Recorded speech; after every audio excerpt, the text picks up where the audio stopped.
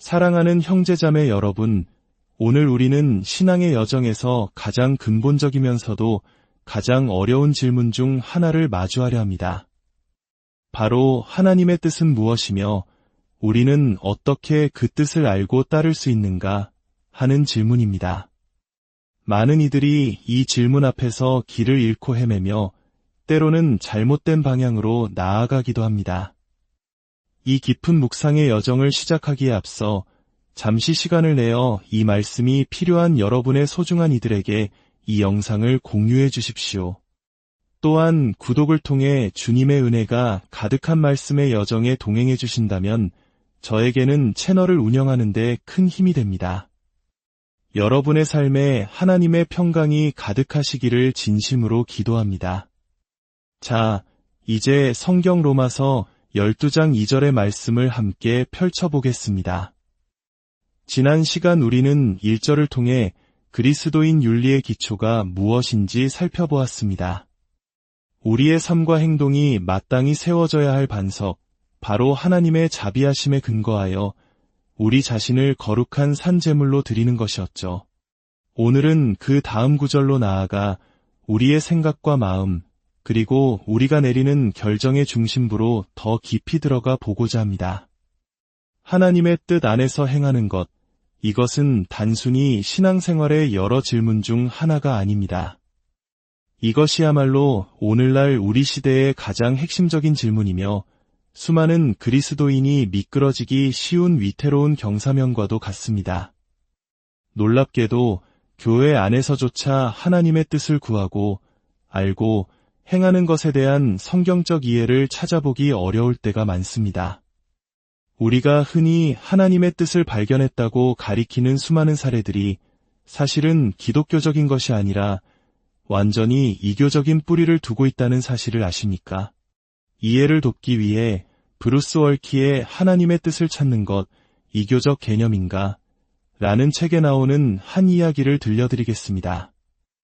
이 이야기는 오늘날 많은 교회에서 하나님의 뜻을 분별하는 방식으로 흔히 이야기되는 예시와 매우 흡사할 것입니다.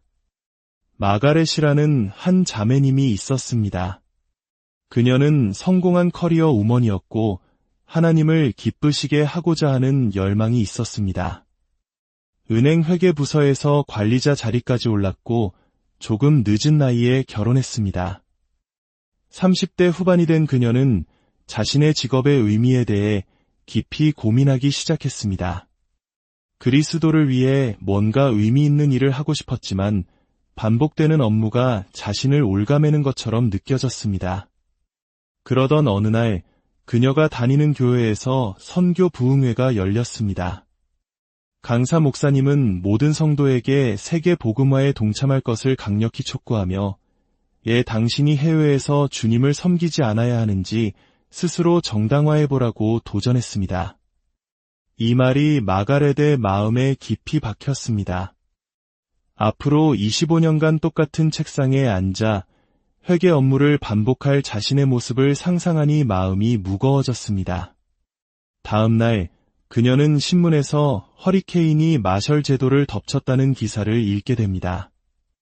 부모를 잃고 울부짖는 두 아이의 사진은 그곳의 파괴와 슬픔을 생생하게 보여주었고 마가렛은 홀로 남겨진 영혼들을 위해 간절히 기도했습니다.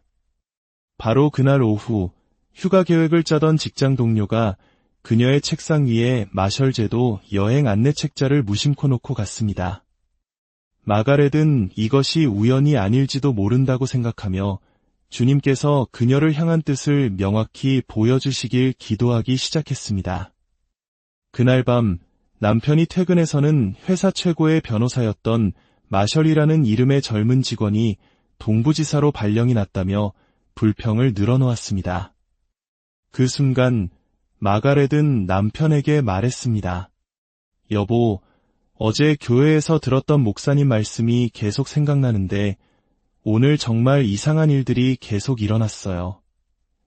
혹시 하나님께서 우리를 마셜 제도의 선교사로 부르시는 건 아닐까요? 자, 만약 마가렛 부부가 정말 마셜 제도로 떠났다면 어떤 일이 일어났을까요?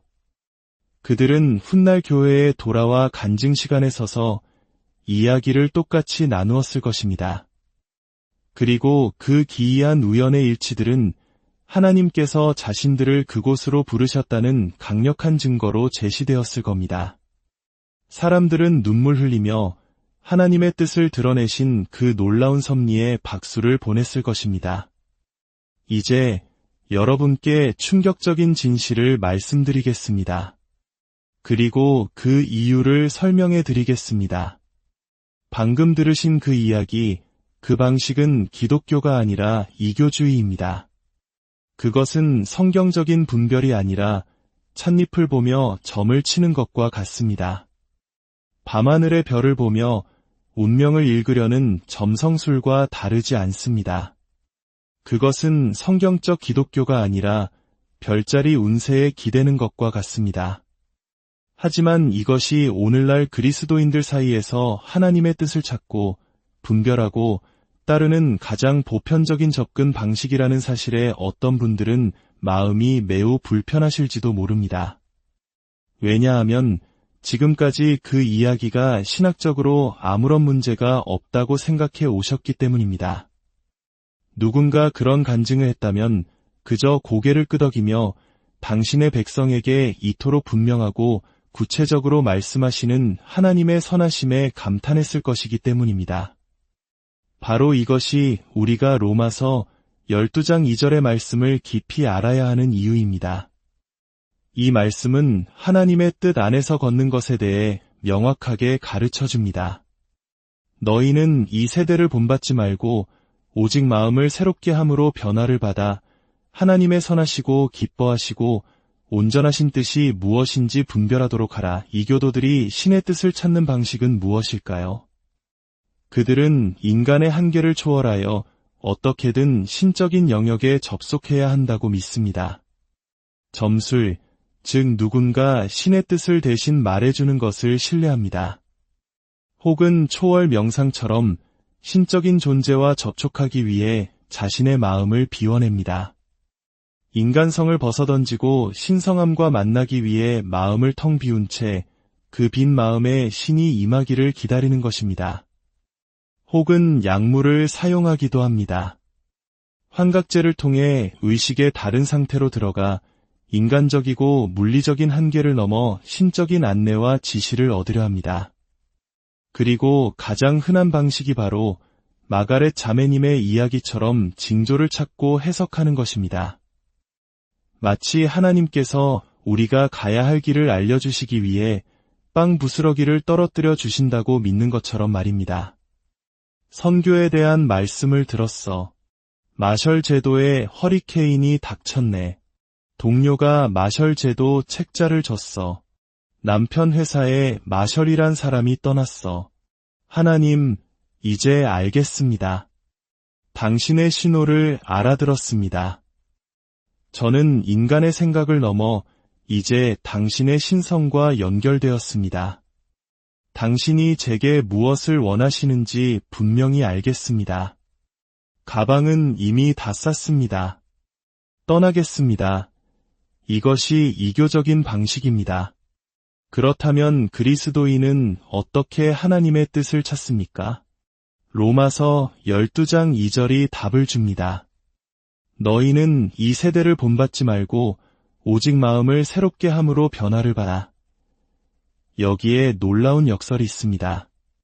하나님의 뜻을 찾는 이교적 개념은 마음, 즉 우리의 이성과 생각을 우회하거나 꺼버리거나 바꾸거나 신뢰하지 않는 것입니다.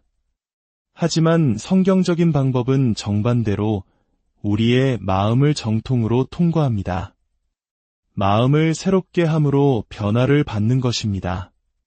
그리고 그 결과는 무엇입니까?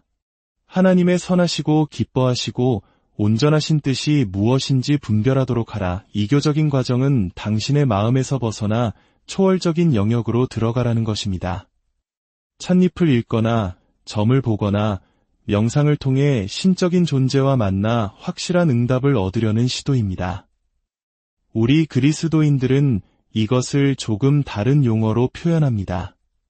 초월 명상이나 열반 같은 단어를 쓰지 않죠. 이런 이교적 신비주의를 기독교적으로 포장한 단어가 바로 마음의 평안입니다. 이것이 내가 해야 할 일이라는 것을 알아. 왜냐하면 마음에 평안이 있기 때문이야. 마치 하나님께서는 우리가 평안을 느끼지 못할 일로는 결코 인도하시지 않을 것처럼 말입니다. 하지만 생각해 보십시오. 하나님께서 당신에게 죄 가운데 있는 누군가를 찾아가 권면하라고 이끄신 적이 있습니까? 장담하건대 그 일에 대해 마냥 평안하지만은 않았을 것입니다. 하나님께서 적대적인 사람에게 복음을 전하라고 부르신 적이 있습니까? 역시 평안함을 느끼기는 어려웠을 것입니다. 그러나 우리는 마음의 평안이라는 이름으로 하나님의 뜻을 찾는 우리의 이교적인 이해를 기독교적인 것으로 포장해버립니다. 그렇다면 우리 그리스도인들이 나아가야 할 길은 무엇입니까? 첫째, 성경을 탐구하십시오. 성경을 읽으십시오. 목사님, 제가 무엇을 해야 할지 알고 싶습니다. 이 상황에서 어떻게 해야 할까요? 네, 형제님, 성경을 읽읍시다. 하지만 성경의 이 특정한 상황에 대한 답은 나오지 않잖아요. 그래도 성경을 읽으십시오. 둘째, 성경적으로 생각하십시오. 성경을 읽고 그 말씀에 기초하여 성경적으로 생각하는 법을 배우십시오. 대가를 치르는 것과 같은 문제에 대해 성경이 무엇이라 말하는지 묵상하고 적용하는 훈련을 하십시오. 셋째, 성경적으로 기도하십시오. 이교적인 기도는 자신을 비워 신성이 침투하게 하는 것이지만 성경적인 기도는 말씀과 분리될 수 없습니다. 성경에 자신을 계시하신 하나님과 교제하는 것입니다. 넷째, 성경을 읽고 성경적으로 생각하며 기도하는 사람들로부터 지혜로운 조언을 구하십시오. 다섯째, 확신이 서지 않을 때는 이 과정을 반복하십시오. 이것이 바로 로마서 12장이 우리에게 가르치는 방식입니다. 2절은 부정적인 권면으로 시작합니다. 너희는 이 세대를 본받지 말고 이것이 하나님의 뜻을 찾기 위해 당신이 하지 말아야 할 첫 번째 일입니다. 세상의 틀에 찍혀 나오지 말라는 뜻입니다. 이 세상의 사고방식을 받아들이지 말라는 것입니다. 우리 사회는 미디어, 광고, 유행, 물질주의적 압박과 이데올로기를 통해 끊임없이 우리에게 특정한 이미지들을 쏟아냅니다. 그리스도인의 삶이란 이러한 사회적, 도덕적, 심지어 영적인 이미지들에 동화되는 것이 아니라 그리스도의 주되심에 의해 변화되도록 끊임없이 훈련하는 과정입니다. 우리는 이 시대의 정신, 즉 세상의 풍조가 무엇인지 분별하고 그것을 거부해야 합니다. 안타깝게도 우리는 모두 그리스도께 나아오기 전까지 이 세상 속에서 세상의 방식으로 생각하도록 길들여져 왔습니다. 세상은 우리에게 무엇이 아름다운지, 무엇이 진실인지, 무엇이 가치 있고, 무엇이 옳고 그른지를 가르쳤습니다. 우리가 그리스도를 믿게 된 첫날, 이 모든 과거의 짐들이 마법처럼 사라지는 것이 아닙니다. 성화란 바로 이러한 세상적인 사고방식이 성경적인 사고방식으로 변화되는 과정입니다. 그러므로 우리가 해야 할 첫 번째 일은 시대의 정신을 인식하는 법을 배우는 것입니다. 시편 1편 1절과 2절은 로마서 12장 2절의 구약 버전과도 같습니다. 복 있는 사람은 악인들의 꾀를 따르지 아니하며 죄인들의 길에 서지 아니하며 오만한 자들의 자리에 앉지 아니하고 오직 여호와의 율법을 즐거워하여 그의 율법을 주야로 묵상하는도다. 보십시오. 부정적인 것으로 시작합니다. 그들의 꾀를 따르지 않고 그들의 길에 서지 않고 그들의 자리에 앉지 않는 것, 그리고 긍정적인 것으로 나아갑니다. 오직 주의 율법을 즐거워하며 묵상하는 것. 세상의 풍조는 우리 삶의 모든 영역에 스며들어 있습니다. 첫째, 교육입니다. 유치원부터 고등학교까지 우리의 자녀들은 약 14,000시간을 학교에서 보냅니다. 한국의 교육 현실을 생각해 보십시오. 입시 위주의 교육 속에서 성공과 경쟁, 물질적 가치가 얼마나 중요하게 주입됩니까? 이런 환경 속에서 14,000시간을 보낸 우리가 그저 눈을 감고 느낌으로 하나님의 뜻을 찾을 수 있다고 생각하십니까? 우리는 먼저 우리가 받은 교육의 영향력에서 벗어나야 합니다. 둘째는 미디어입니다. 우리가 보는 뉴스, 영화, 드라마는 세상의 풍조를 끊임없이 우리에게 전달합니다. 영화 제작자들은 2시간 만에 가늠하고 도둑질하고 살인한 사람을 주인공으로 내세워 영화가 끝날 무렵에는 관객들이 그가 잡히지 않고 탈출했을 때 환호하게 만들 수 있습니다. 우리가 즐겨보는 드라마나 영화를 생각해 보십시오. 불륜이나 복수와 같은 비성경적인 가치가 낭만이나 정의라는 이름으로 포장되는 경우가 얼마나 많습니까? 무심코 즐기는 오락거리 속에서 우리의 가치관이 어떻게 서서히 세상에 동화되고 있는지 깨닫지 못할 때가 많습니다. 셋째는 심리학과 정신치료입니다. 많은 그리스도인들은 작은 문제가 생기면 목사님을 찾아가지만 진짜 문제가 생기면 성경적 기독교와는 정반대의 전제를 가진 전문가를 찾아가야 한다고 믿습니다. 성경은 우리의 가장 큰 문제가 우리 안에 있고 해결책은 우리 밖에 있다고 말하지만 세상 심리학은 가장 큰 문제가 우리 밖에 있고 해결책은 우리 안에 있다고 가르칩니다. 완전히 정반대입니다. 이것 역시 시대의 정신입니다. 이처럼 세상의 풍조가 우리를 끊임없이 공격하기에 우리는 부정적인 명령에 이어 긍정적인 명령에 순종해야 합니다. 오직 마음을 새롭게 함으로 변화를 봐라. 놀랍게도 현대 기독교는 지성을 경시하는 경향이 있습니다. 마치 지성적인 것과 영적인 것이 양립할 수 없는 것처럼 말입니다. 머리로만 아는 신앙은 이엄해라는 말을 들어보셨을 겁니다.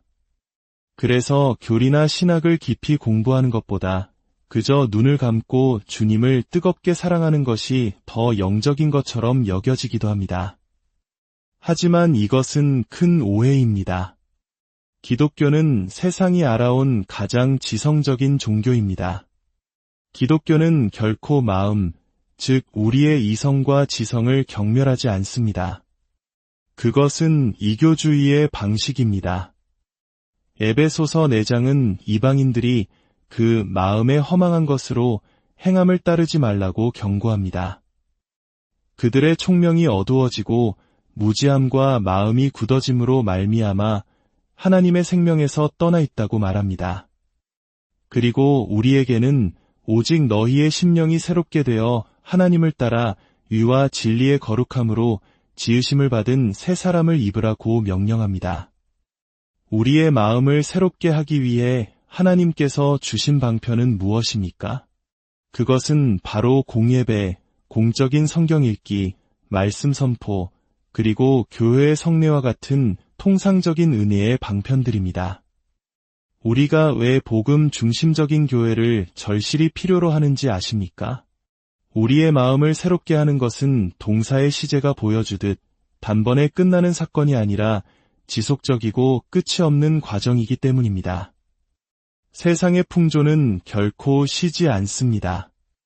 매주 새로운 영화와 게임이 쏟아져 나오고 24시간 내내 새로운 뉴스가 우리를 자극합니다. 세상은 끊임없이 우리를 그들의 틀에 맞추려고 합니다. 그렇기에 우리도 쉬지 않고 말씀의 물로 시듬받고 끊임없이 새로워져야 합니다. 이렇게 우리가 세상의 풍조를 거부하고 마음을 새롭게 함으로 변화될 때 그 부산물로 놀라운 일이 일어납니다. 하나님의 선하시고 기뻐하시고 온전하신 뜻이 무엇인지 분별하도록 하라. 여기서 분별하다는 헬라어 단어는 시험하여 입증하다, 분석하여 인정하다는 깊은 의미를 담고 있습니다. 즉, 우리가 삶의 여정을 걸어가며 결정을 내릴 때 수동적으로 앉아 기다리는 것이 아니라 능동적으로 움직이며 시험하고 무게를 재고 분별하는 것입니다. 이것이 시대의 정신처럼 보이는가 아니면 그리스도의 정신처럼 보이는가 라고 끊임없이 질문하며 하나님의 뜻을 입증해 나가는 과정입니다. 성경에서 말하는 하나님의 뜻에는 크게 세 가지 종류가 있습니다. 첫째는 하나님의 주권적, 작정적 뜻입니다. 이것은 하나님께서 정하신 대로 반드시 이루어지는 뜻이며 일어나기 전까지는 우리에게 감추어져 있습니다. 흔히 우리가 내 삶을 향한 하나님의 뜻을 찾고 있어요 라고 말할 때 바로 이 비밀스러운 뜻을 알려고 하는 경우가 많습니다. 하지만 그것은 우리의 영역이 아닙니다. 둘째는 교훈적 뜻입니다. 이것은 하나님의 계시된 율법이나 명령으로 십계명이 대표적입니다. 내 부모를 공경하라는 것이 하나님의 뜻입니다. 살인하지 말라는 것이 하나님의 뜻입니다. 셋째는 기뻐하시는 뜻입니다. 이것은 하나님을 기쁘시게 하는 것이 무엇인지를 보여주는 하나님의 성품과 태도를 나타냅니다. 로마서 12장 2절에서 말하는 뜻은 바로 이 두 번째와 세 번째, 즉 우리에게 계시된 교훈적 뜻과 기뻐하시는 뜻입니다. 우리는 하나님의 비밀스러운 계획을 엿보기 위해 수정구슬을 들여다보는 점쟁이가 되어서는 안 됩니다. 그것은 순종이 아니라 점술 행위입니다. 하나님의 비밀은 하나님의 것이며 그것을 알려는 시도는 하나님의 사적인 영역을 침범하는 것과 같습니다. 다시 결혼의 문제로 돌아가 봅시다. 이교적인 방식은 하나님의 비밀 계획을 알아내어 실수하지 않기 위해, 고통받지 않기 위해 마음의 평안이나 주변의 징조를 찾습니다. 그래서 평안을 근거로 결혼했지만 1년 뒤 경제적 어려움이나 성격 차이, 고부 갈등이 찾아오면 이렇게 생각합니다. 내가 잘못된 선택을 했나? 하지만 로마서 12장 2절의 방식은 다릅니다. 먼저 결혼에 대한 세상의 풍조를 거부합니다. 그리고 성경이 배우자에 대해 무엇을 가르치는지 배우고 성경적으로 생각하고 기도하며 지혜로운 믿음의 공동체와 상담합니다. 이 과정을 통해 하나님의 교훈적인 뜻 안에서 죄가 되지 않는 결정에 이릅니다. 그리고 결혼합니다. 1년 뒤 똑같은 어려움이 닥쳐옵니다. 차이점이 무엇일까요? 후자의 경우 내가 잘못된 사람과 결혼했나? 라고 의심할 필요가 없습니다. 왜냐하면 나는 하나님의 주권을 믿기 때문입니다. 하나님은 그의 비밀스러운 뜻에 대해 우리에게 책임을 묻지 않으십니다. 나는 내가 올바른 사람과 결혼했다는 것을 압니다. 왜냐하면 우리가 결혼하여 언약 관계에 들어갔기 때문입니다. 우리는 모든 것이 잘 될 것이라는 보장을 받기 위해서가 아니라 하나님을 신뢰하기 때문에 그 길을 선택했습니다. 그때 하나님을 신뢰했듯이 지금도 하나님을 신뢰하면 되는 것입니다. 선교사의 간증도 마찬가지입니다. 우리는 허리케인과 우연히 마주친 책자와 동명이인의 이야기보다 우리는 주님을 섬기고자 하는 열망이 있었습니다. 그래서 기도하며 성경을 읽고 믿음의 동역자들과 함께 성경적으로 이 문제를 깊이 생각하고 대가를 계산한 후에 이곳에서 섬기기로 결정했습니다. 하나님을 찬양합니다. 라는 간증이 훨씬 더 성경적이라는 사실을 알아야 합니다. 사랑하는 형제자매 여러분, 혹시 오늘 이 말씀이 여러분의 세계관을 흔들어 놓아 마음이 불편하십니까? 그렇다면 저는 오히려 감사드립니다. 왜냐하면 우리 중 많은 이들이 이교적인 헛된 것에 묶여 있으면서도 그것이 기독교적이며 심지어 로마서 12장 2절의 방식보다 더 영적이라고 착각하며 살아왔기 때문입니다. 하나님은 모든 것을 다스리십니다. 그분의 비밀스러운 뜻은 그분의 영역입니다. 우리에게는 그분의 계시된 뜻을 따르는 것만으로도 충분합니다.